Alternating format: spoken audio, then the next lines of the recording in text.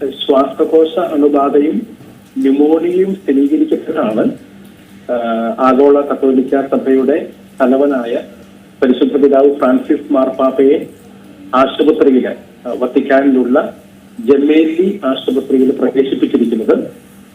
ഇപ്പോൾ നമുക്ക് ലേറ്റസ്റ്റ് ആയിട്ട് വത്തിക്കാൻ പ്രസ് ഓഫീസിൽ നിന്ന് ലഭിക്കുന്ന ഒരു റിലീസ് അനുസരിച്ച് അദ്ദേഹത്തിന്റെ ആരോഗ്യനില തൃപ്തികരമായി തുടരുന്നു എന്നാണ് മെഡിക്കൽ ടീം അറിയിച്ചിരിക്കുന്നത്.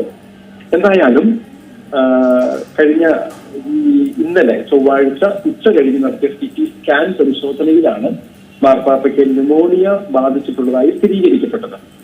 അദ്ദേഹം വത്തിക്കാനിൽ തന്റെ ശുശ്രൂഷകളുമായി മുൻപോട്ട് പോകുന്ന സമയത്താണ് ശ്വാസകോശ അണുബാധയെ തുടർന്ന് ആശുപത്രിയിലേക്ക് മാറ്റാമെന്ന് വത്തിക്കാന്റെ മെഡിക്കൽ ടീം തീരുമാനിച്ചതും അങ്ങനെ വത്തിക്കാനിൽ തന്നെയുള്ള ജമേലി ആശുപത്രിയിലേക്ക് ഡോക്ടർമാരുടെ നിർദ്ദേശപ്രകാരം അദ്ദേഹത്തെ കഴിഞ്ഞ 14-ാം തീയതി വെള്ളിയാഴ്ചയാണ് മാറ്റിയത്, ആശുപത്രിയിലേക്ക് മാറ്റിയത്.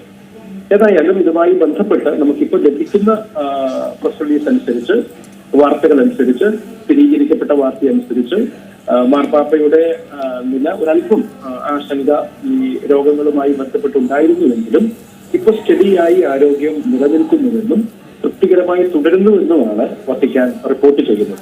ഏറ്റവും പുതിയ വാർത്തകളും വിശേഷങ്ങളും വിരൽ തുമ്പിലറിയാൻ സീ മലയാളം ന്യൂസ് എല്ലാ ഡിജിറ്റൽ പ്ലാറ്റ്ഫോമുകളിലും ലഭ്യം.